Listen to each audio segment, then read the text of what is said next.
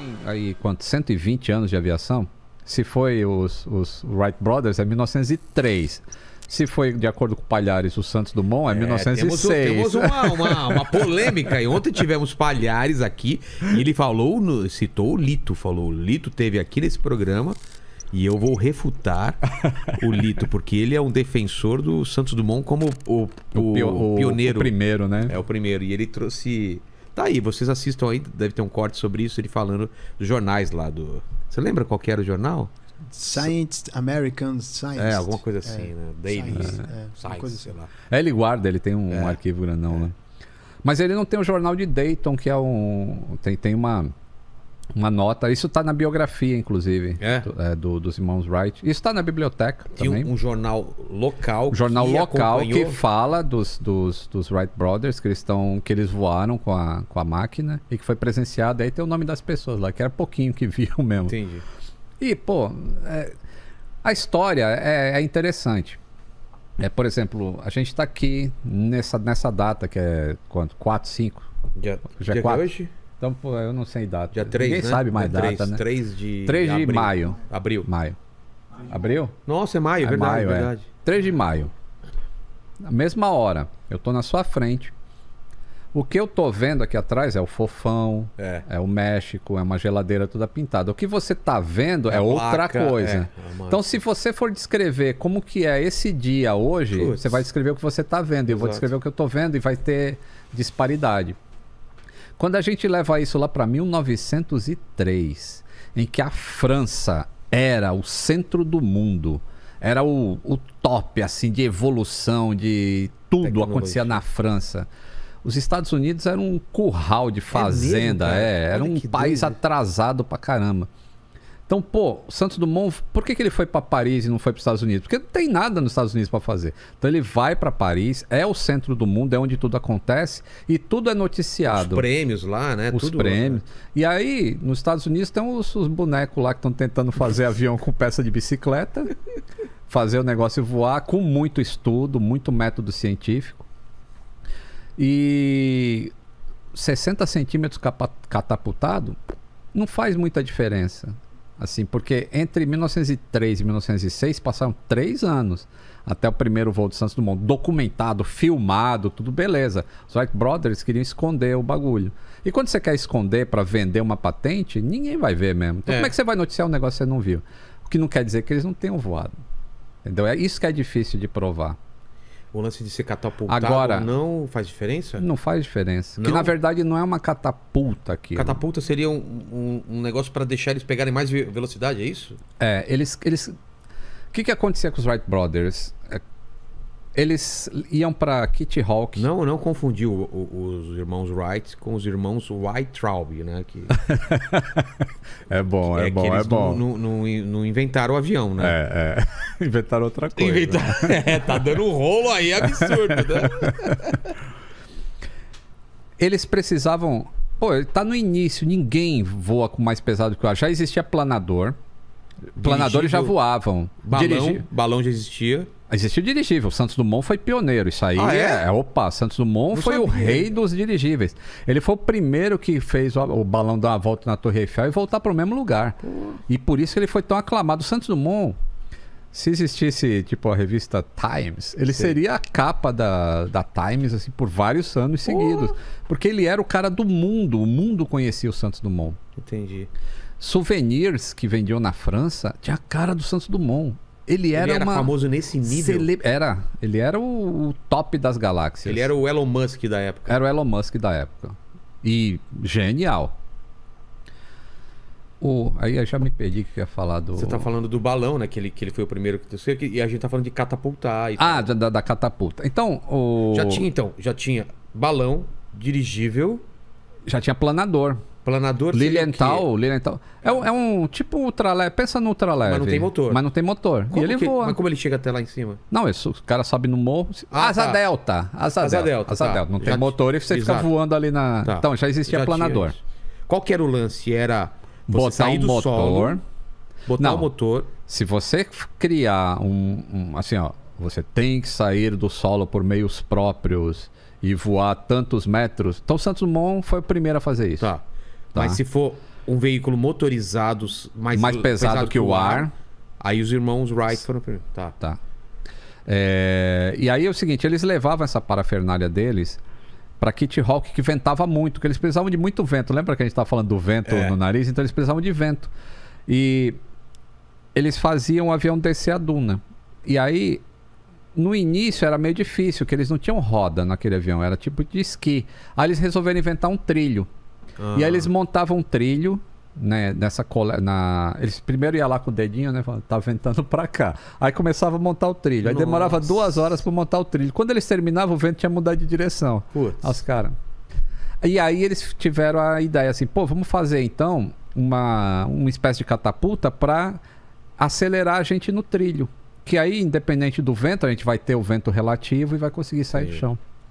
E assim, conta a história, que foi em 1903, eles voaram 60 centímetros e o brasileiro fala, mas catapultado até pedra voa.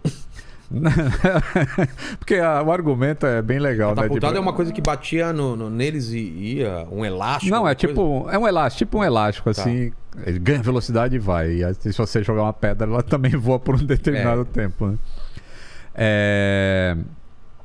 E aí eles acham que isso é uma coisa que invalida os Wright Brothers. Mas quando você pega assim o 14 bis, por exemplo, e você olha a hélice do 14 bis, que ela é uma vareta com tipo uma seda, meio um negócio parecido com um barco ainda.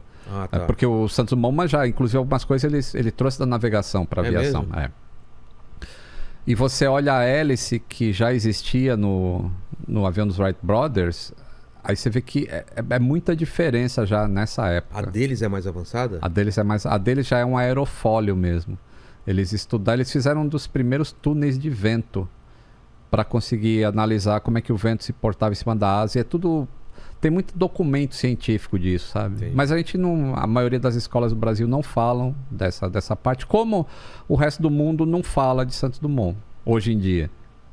Tipo, a França conhece Santos Dumont, tem um memorial de Santos Dumont lá, porque ele foi um pioneiro da aviação. Mas a própria França reconheceu depois, quando viu a máquina dos Flyers, dos Wright Brothers voando em 1908, que, não é possível que os caras começaram a voar com isso agora. Entendi. Entendeu?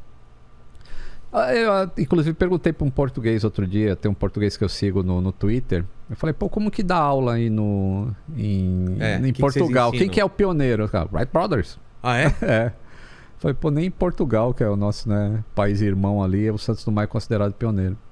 O que eu sempre falo isso, cara. Porque que não tira a gente. Merda, né? Não? O que não tira. Ele foi muito mais genial que os Wright Brothers. É mesmo? Eu acho. Pela quantidade de coisa que ele fez? Pela quantidade de engenhosidade que ele tinha, pelo espírito mesmo de... Como o Santos Dumont tinha muito dinheiro, ele podia se dar ao luxo de fazer por tentativa e erro algumas coisas, e ele realmente foi muito inventivo na época. Quando ele chegou no Demoiselle, que é o primeiro avião prático mesmo, foi do Santos Dumont, ele liberou os planos, é como se fosse um código aberto. Código aberto. Tá aqui, ó. Quem quiser construir avião. De dinheiro, né? E os brothers escondiam tudo, porque eles precisavam de dinheiro. Mas o que eu acho estranho no 14 bis é que o bico, a traseira é pra frente, né? Você sabe por que era o contrário do que a gente tem hoje? Parece que ele voava ao contrário, né? Parece que tá voando de ré, né? Por quê, cara? Eu não sei responder essa pergunta. Eu acho que, tipo, quando você não sabe nada, você tá criando um negócio, né? E ele fala, eu tô aqui em cima da asa e eu quero ir pra lá, então vou botar o meu negócio de levantar o nariz lá na frente. Isso se chama canard. Tem alguns aviões que possuem canard. Canard, é verdade? Que é assim, ao contrário? É ao contrário. Que doideira. É que nem quando você vê uns carros muito esportivos também, né? Não sei se você já viu esses carros muito de velocidade assim, aqueles dragster. O cockpit fica no meio do carro. O cara fica no meio, né? O carro ele espalha pro lado assim. É muito doido, cara. Precisa resolver aerodinâmica, centro de gravidade. O Santos Dumont, por exemplo, ele não conseguia ainda com 14 bis definir os eixos de controle de um avião. Assim, eram alavancas? O que eram? Era uma alavanca. Ele tinha um volante que eu não lembro o que o volante mexia. E aí eu não vou falar porque eu posso falar merda. Mas eu sei que o aileron, que é o que faz a asa inclinar assim, eram cordas que ele amarrava no ombro. Então o movimento de ombro dele fazia uma asa ir pra lá ou pra cá, e tinha o volante. E o pedal, no pé, eu não sei se ele tinha alguma coisa. Os Wright Brothers já tinham eles foram os primeiros a identificar que o avião precisaria se mover em 3 eixos para poder ser controlável no céu. Então isso também é um negócio que a pessoa tira dos Wright Brothers, mas foi eles que desenvolveram isso. 3 eixos seria o quê? O lateral, assim, de mexer as asas, o longitudinal, nariz para cima e nariz para baixo, e o nariz para esquerda e para direita. O que faltava no Santos Dumont era qual desses? O Santos Dumont, ele tinha pitch e ele tinha roll, ele não tinha yaw, que é o nariz para lá ou para cá. E como que ele fazia pra fazer curva? Ele até tentava mexer lá o negócio do nariz, mas era meio incontrolável o 14 bis. Ah, é? É. Mas ele fez a curva, ele contornou. Não. Quem contornou foi o dirigível. O 14 bis, ele decolou, voou, se eu não me engano, 160 metros. Ah, é? O primeiro voo acho que foi menos que isso. Pô, não sabia. Ele decolou e pousou logo na frente. Achei que ele tinha contornado a Torre Eiffel. Não, a Torre Eiffel ele contornou com o dirigível. Aí ele foi lá e voltou. Isso foi bem antes. Foi bem antes. Uns anos antes. Que também foi um feito, ou não? Esse foi o maior feito, assim, da história. E, pô, ele tinha que ser tão relembrado por isso, sabia? O pessoal só fala do 14 bis, mas a parte do dirigível do Santos Dumont foi... E do relógio também não foi ele que... Falaram que não foi ele que criou o relógio de pulso, né? Não, pelo que eu sei da história, existia o relógio feminino de pulso. E o masculino era aquele de bolso. Isso, era o do bolsinho que ficava aqui. Só que, como ele precisava usar os 2 braços, mão ali pra voar, ele pediu pro Cartier, que era amigo dele.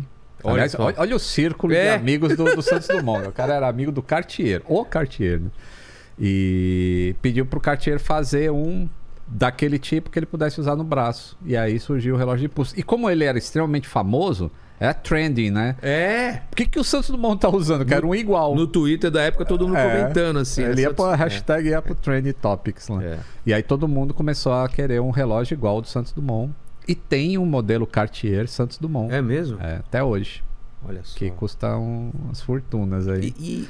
Ele era amigo da Princesa Isabel, cara. Caramba. Ele tinha amigos... Princesa Isabel já era velha naquela época, né? Porque ela foi exilada, né? Quando ela saiu do Brasil, foi exilada lá na Europa. E se eu não me engano, ela foi pra França. E aí ela... A Princesa Isabel morre quando? Aí tem que ver a Wikipédia, cara. O Santos Dumont é que eu não tô sabendo... Eu sei que é o 14 bis é de... 1906 ele voou 14 bis. Ela Isabel, ela conheceu ele ali por volta de... ela já era velha, então. 1890 e pouco. Tá. Que é quando ele começou a cair muito com balão. Porque ele ia voar e acontecia acidente. Ele caiu umas 5, 6 vezes e sobreviveu todas. Tem inclusive uma foto interessante de um dirigível que ele estava testando, que bate num prédio assim, ele fica pendurado no prédio dirigível, aí vão resgatar ele lá em cima. Ele era tipo Tom Cruise também, fala, Aline. A Princesa Isabel, ela nasceu em 1846 e morreu em 1921. 1921. Aí ela ela usava uma santinha, assim, de amuleto, e deu de presente pro Santos Dumont, falou pra te proteger. E todos os acidentes que ele sofreu, ele nunca chegou a se machucar.